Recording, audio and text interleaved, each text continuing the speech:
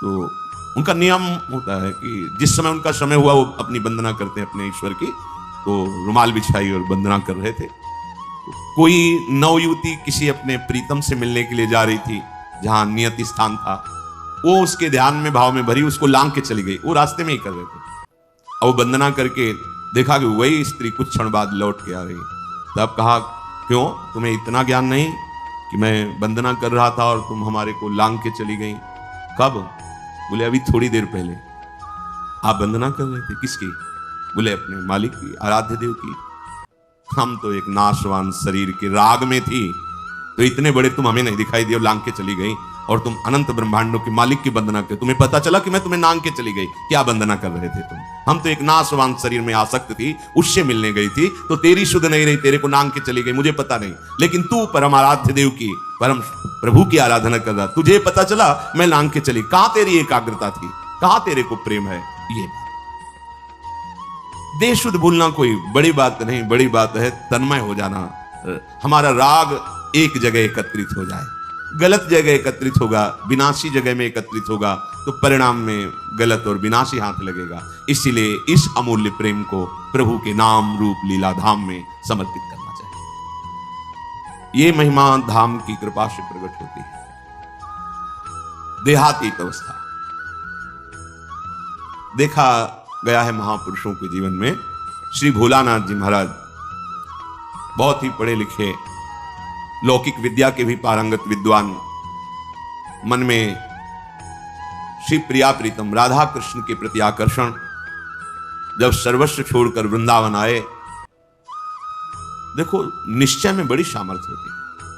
वृंदावन आकर उन्होंने निश्चय किया कि मेरे जीवन का लक्ष्य अब है श्यामा श्याम की प्राप्ति। बहुत धैर्यपूर्वक निश्चय करना चाहिए।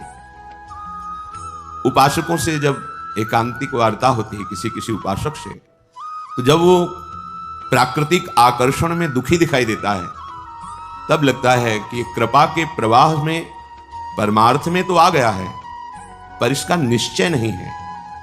क्योंकि निश्चय ना होने के कारण भोगाकर्षण में वो जलता है और चाह करता है भोगों की। तब उसको लगता है कि ये लोग बड़े भाग्यवान हैं जिनके पास जिन भोगों की मैं चाह कर रहा हूं उन भोगों को भोग रहे हैं। ये बड़ी ही निंदनीय बात हृदय में बैठती है।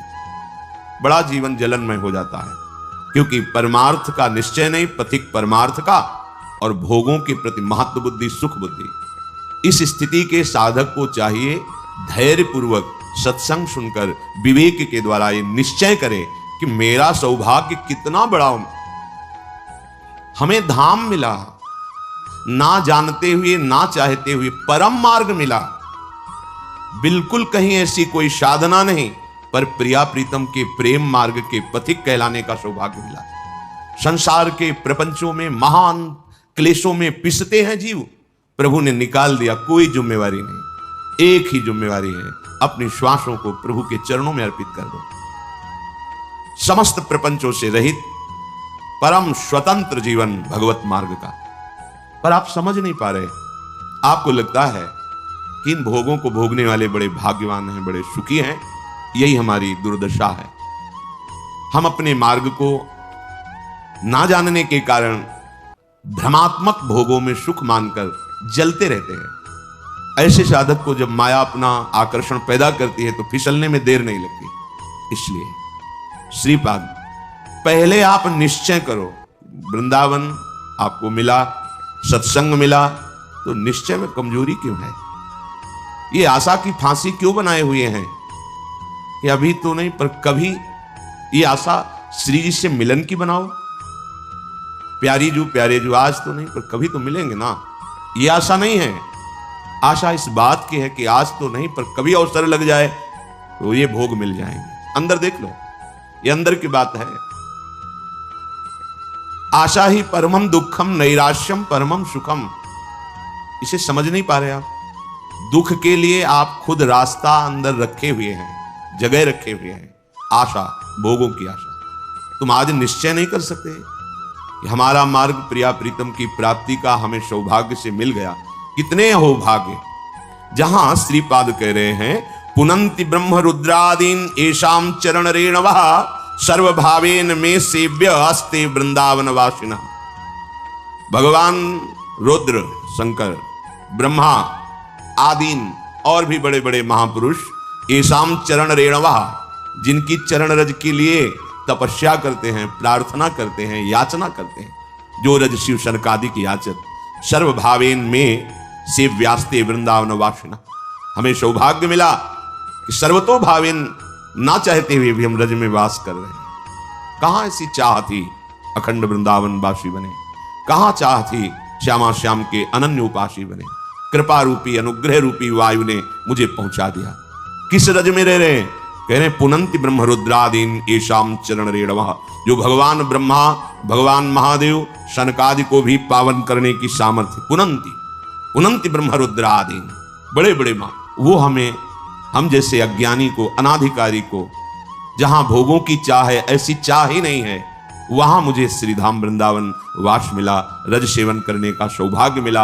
हम प्यारी जू के हैं, ऐसी ठसक से कहने का सौभाग्य मिला। फिर हमारे निश्चय में क्यों कमी है? हमारा निश्चय दृढ़ होना चाहिए। भोलानाथ जी ने निश्चय किया कि बस अब प्रिया प्रीतम की प्राप्ति करनी। निश्चय में बड़ी जल्दी स्थिति आती है। ये जो हमारे अंदर भागवतिक आनंद का प्रादुर्भाव नहीं हो रहा, इसमें निश्चय की कमी है। नहीं चाहिए मुझे अब लोकांतर के भोग, पदवी, यश, प्रतिष्ठा। अब मुझे प्रिया प्रीतम चाहिए। अब छक के भजन करना है, रात दिन भजन करना। ऐसा निश्चय करो। देखो इस निश्चय में कितनी पवित्रता है, कितना बल है, कितनी दिव्यता है। भोलानाथ जी की दिनचर्या बन गई। चतुराशी जी का गान, चतुराशी जी का मनन, प्रिया प्रीतम के मंत्र नाम का रटन। धीरे धीरे इतनी उदासीनता बनी, किसी से मिलना जुलना, किसी के घर भिक्षा के लिए जाना, ये सब बंद कर दिया। बस यमुना जी के किनारे श्रीमद चतुराशी जी का गायन, मंत्र का जप, प्यारी जू के ध्यान में। शाम के सेवा कुंज दर्शन करने जाते, बंदरों को जो चना डाला जाता है, उसकी जो ठुड्डियां पड़ी होती है, अर्थात जो बंदर भी नहीं खाते थे बहुतायत चना, वो उठा लिए मुट्ठी दो मुट्ठी और यमुना किनारे बैठकर उनको चबा लिया। रात दिन भजन। ऐसी स्थिति अब तो रहा नहीं गया। चिल्ला चिल्ला के रोते, हा स्वामिनी, हा लाडली। प्रेम की पीर उनके हृदय की वाणी जी में लिखी हुई। हा लाडली, हा प्रियाजू। ब्रजवासी जन सुनते तो प्रार्थना करते प्रियाजू से कि अगर हमारे कोई सुकृत है तो लाडली आप प्रसन्न हो जाओ, बाबा को दर्शन दे दो। इतनी विकलता, इतना रुदन। दिन राधा वल्लभ जी के श्रीअंग के दर्शन करने गए, भाव में भरे निहार रहे थे। होली उत्सव चल रहा था। प्रियाजू के पार्षद बड़ी बड़ी पिचकारियों से रंग डाल रहे थे। अहो भाग्य होता है जिनके ऊपर रंग पड़ता है। संसार का रंग तो पड़ ही रहा है। अहो भाग्य उनके जिनके सामने प्रभु विराजमान है, और फिर उनके पार्षद जन उन्हीं कर कमलों से, जिनसे श्रीअंग सेवा करते हैं, वो रंग डालते हैं, गुलाल डालते हैं। समीप ही थे, भर की पिचकारी मारी लीला श्री जी की, उनके कान में सीधे गई, पर्दा फट गया, रंग युक्त जल अंदर। जो श्रीपाद करे जीवन ने वो मृत प्रायो, देहादौ निरहम ममा। देह भाव से अतीत, अहमता ममता शून्य स्थिति प्रेममयी। अब वो जल पीड़ा देता